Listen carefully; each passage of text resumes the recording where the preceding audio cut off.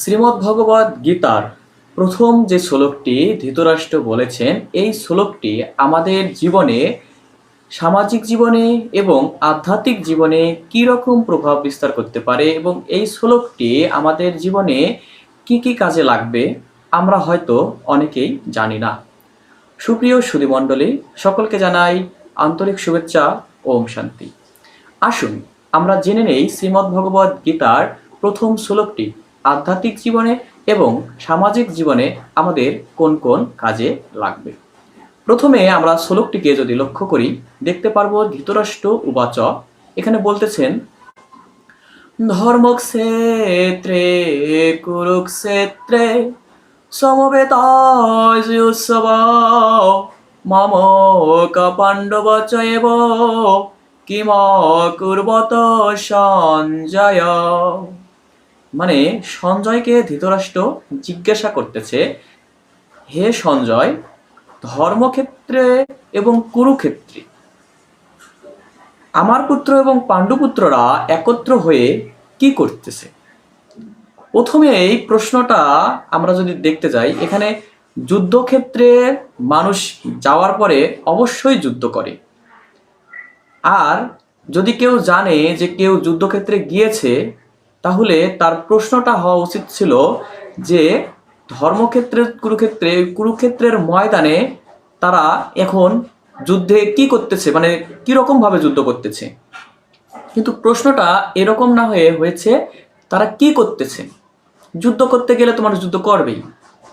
এখানেই একটা পয়েন্ট আছে, যেহেতু ওই জায়গাটার নাম কুরুক্ষেত্র এবং ধর্মক্ষেত্র, যেটা ধর্মক্ষেত্র সেখানে গেলে মানুষের হৃদয় পরিবর্তিত হয়ে যায়, মানুষের হৃদয়ে ধর্মের অনুভূতি জাগে এবং হিংসাত্মক কাজগুলো থেকে মানুষ বিরত থাকে। এখন আসুন আমরা জেনে নেই যে আসলে এই যে শ্লোকটি ধৃতরাষ্ট্র বললেন, ধৃতরাষ্ট্র কি? ধৃতরাষ্ট্র একজন অন্ধ রাজা, যার 100 পুত্র ছিল। এই অন্ধ রাজা কখনোই কোনো কিছুই দেখতে পেতেন না। তাই এখানে শ্রীমদ্ ভগবদ গীতা বলতেছে দেখে শুনেই অবশ্যই আমাদের কাজ করা উচিত। শুধু দেখে শুনেই নয়, যারা দৃষ্টি প্রতিবন্ধী তাদের ক্ষেত্রে কি করবে? অবশ্যই বুঝে সুঝেই কাজ করতে হবে। ধৃতরাষ্ট্রকে এখানে আধ্যাত্মিকভাবে মন হিসেবে দেখানো হয়েছে। মন যেমন অধিক গতিশীল, কখনো খারাপ চিন্তা করে, কখনো ভালো চিন্তা করে, ভালো এবং মন্দ উভয়েই বোঝে, কিন্তু ভালোটা জেনেও মন্দটাই করতে ইচ্ছা করে বেশি। ধৃতরাষ্ট্র এরকমই একজন রাজা ছিলেন, যিনি ধর্ম বুঝতেন, কিন্তু তারপরও তার যে পুত্র 100 পুত্র, এই 100 পুত্রের কথা, এই 100 পুত্রের মায়ার কারণে তিনি ধর্মকে উপেক্ষা করে চলতেন। তাই আমাদেরও অবশ্যই সবসময় মনের কথা শোনা উচিত নয়, সেটি বিবেক বুদ্ধি দ্বারা বিচার বিবেচনা করা উচিত যে আসলে আমি যেটা ভাবতেছি, যেটা করতে যাচ্ছি, এটা কতটুকু আমার জন্য, সমাজের জন্য মঙ্গল। এখানে ধৃতরাষ্ট্রের যে 100 পুত্র, আধ্যাত্মিকভাবে এই 100 পুত্রকে কিভাবে দেখানো হয়েছে? শ্রীমদ্ ভগবদ গীতায় আমাদের এই ধৃতরাষ্ট্রের 100 পুত্রকে ইন্দ্রিয় হিসেবে দেখানো হয়েছে। আমরা সবাই জানি আমাদের 10টা ইন্দ্রিয় রয়েছে, 5টা জ্ঞান ইন্দ্রিয়, 5টা কর্ম ইন্দ্রিয়, এবং এই 10টা ইন্দ্রিয় পূর্ব পশ্চিম উত্তর দক্ষিণ সব দিকে সব সময় ধাবমান। আমরা যদি এই হাতটাই লক্ষ্য করি, এই হাতটা দ্বারা খারাপ কাজও হয়, ভালো কাজও হয়। মুখটাকে যদি লক্ষ্য করি, এই মুখ দ্বারা, যেমন আমি এখন গীতার্থ কথাগুলো বলতেছি, হয়তো বা কখনো বুদ্ধির দোষে খারাপ কথাও বলতে পারি। তার মানে আমাদের এই ইন্দ্রিয়গুলো ভালো এবং মন্দ উভয় কাজেই লিপ্ত হতে পারে। আর এই ইন্দ্রিয়গুলোই 11তম ইন্দ্রিয় মনকে পরিচালিত করার জন্য সব সময় প্রভাবিত করে। যেমন কুরুক্ষেত্রের যুদ্ধের আগে যখন শ্রীকৃষ্ণ প্রস্তাব নিয়ে গিয়েছিল, শ্রীকৃষ্ণের প্রস্তাব ধৃতরাষ্ট্র মেনে নিলেও তার পুত্ররা কিন্তু মেনে নেননি, যার কারণে ধৃতরাষ্ট্র সেই প্রস্তাবকে প্রত্যাখ্যান করে দিয়েছিল। এখানে ইন্দ্রিয়দের যে একটা প্রভাব আর ইন্দ্রিয়গুলির কারণে একজন মানুষ নষ্টভ্রষ্ট হতে পারে, সেই বিষয়গুলো কিন্তু সুন্দরভাবে শ্রীমদ্ ভগবদ্ গীতাতে ফুটে উঠেছে। একটা কথা আমরা সবাই বলি, কিন্তু এই কথাটি আমরা বাস্তবেই বিশ্বাস করি না। কথাটি হলো, যাহা আছে এই বিশ্বব্রহ্মাণ্ডে তাহাই আছে এই ক্ষুদ্র ভাণ্ডে। আমরা যদি এই কথাটি একটু লক্ষ্য করি, তাহলেই কিন্তু আমাদের জীবনের সকল সমস্যার সমাধান হয়ে যাবে। ভারতের জাতির পিতা মহাত্মা গান্ধীজি বলেছিলেন যে আমি যখনই কোনো বিপদে পড়ি, যখনই আমার কোনো সমস্যা হয়, তখনই আমি শ্রীমদ্ ভগবদ্ গীতার একটি শ্লোক পড়লেই সেই সমস্যা থেকে আমি উদ্ধার লাভ করি। এই কথাটি প্রথম অবস্থায় আমার বিশ্বাস হয়নি, কিন্তু ঈশ্বরের অশেষ কৃপায় আমি তার সত্যতা বুঝতে পারি।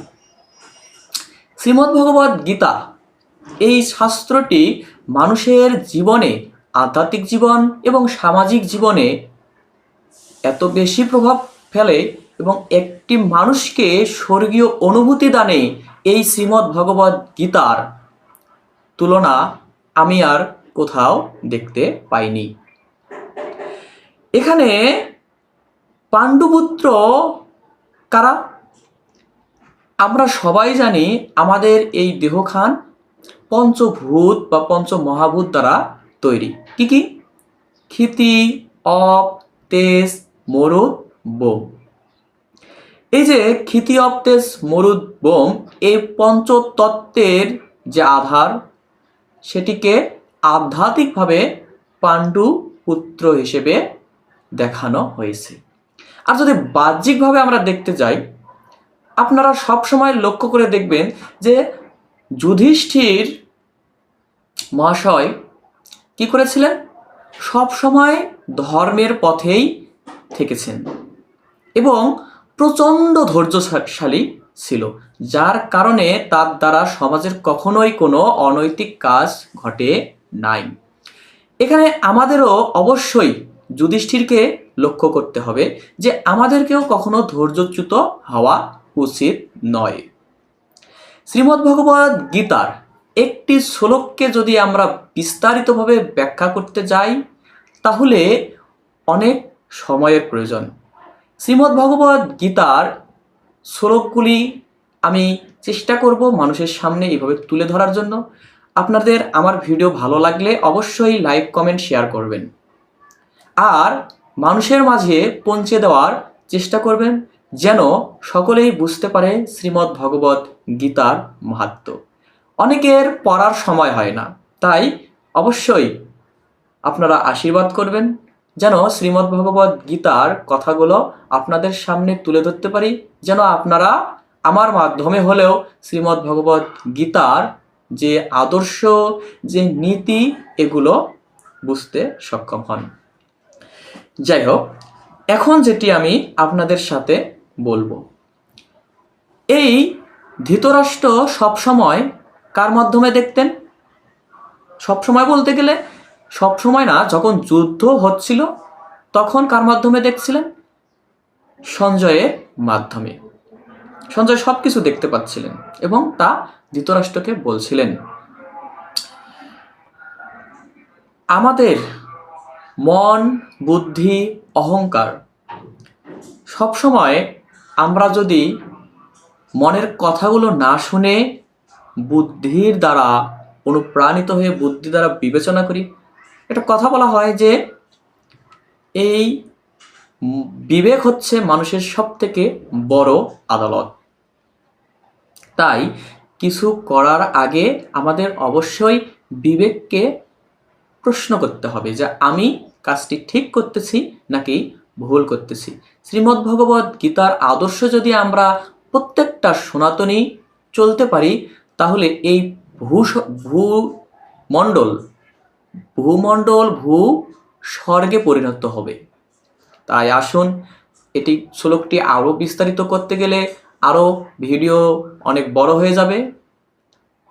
আসুন আপনারা শ্রীমদ্ ভগবদ গীতার ছায়াতলে আসুন আমরা শ্রীমদ্ ভগবদ গীতাকে সামাজিক জীবন এবং বাস্তবিক জীবনে প্রয়োগের মাধ্যমে একটি সুন্দর জীবন যাপন করি। সকলকে আবারও জানাই আন্তরিক শুভেচ্ছা এবং কৃষ্ণময় প্রীতি। ওম শান্তি।